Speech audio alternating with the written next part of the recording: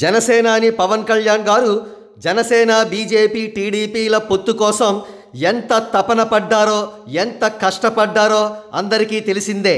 ఆయన మాటల్లోనే చెప్పాలంటే బీజేపీ పెద్దలతో చివాట్లు కూడా తిని ఈ పొత్తును ఖాయం చేసుకున్నారు.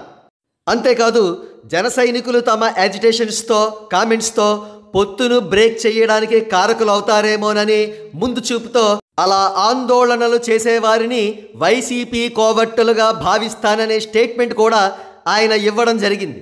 కానీ జరుగుతున్న వ్యవహారం ఏమిటి? జన సైనికులు రాముడు మంచి బాలుడు అన్నట్టుగా అందరూ కూడా బుద్ధిమంతుల్లా సైలెంట్ అయిపోయారు. కానీ టీడీపీ కులగజ్జి మీడియా మాత్రం బీజేపీకి యాంటీగా పనిచేస్తూ 3 పార్టీల పొత్తుకు విఘాతం కలిగించాలనే కుట్రలు పన్నుతోంది. వీరిలో ఏబిఎన్ రాధాకృష్ణ, కుండబద్దలు అనే ఛానల్ ప్రముఖంగా నిలుస్తారు. మిగతా టీడీపీ కులగజ్జి మీడియా కూడా తక్కువేం తినలేదు. మరి వీరిని చూస్తూ నిమిత్త మాత్రులా పవన్ కళ్యాణ్ గారు ఉండడం భావ్యం కాదు. పొత్తుకు వ్యతిరేకంగా ఎవ్వరు ఎటువంటి సలహాలు ఇచ్చినా తాను వినదలుచుకోలేదని గతంలో పవన్ కళ్యాణ్ గారు ప్రకటించారు.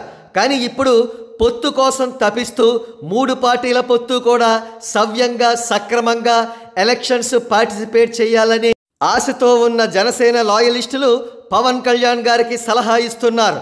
పొత్తును బ్రేక్ చేసే టీడీపీ కులగజ్జి మీడియాకు తగిన బుద్ధి చెప్పాలని, సదరు మీడియాకు సాచిపెట్టి లెంపకాయలు కొట్టే విధంగా పవన్ కళ్యాణ్ గారి కౌంటర్లు ఉండాలని వారు ఆశిస్తున్నారు.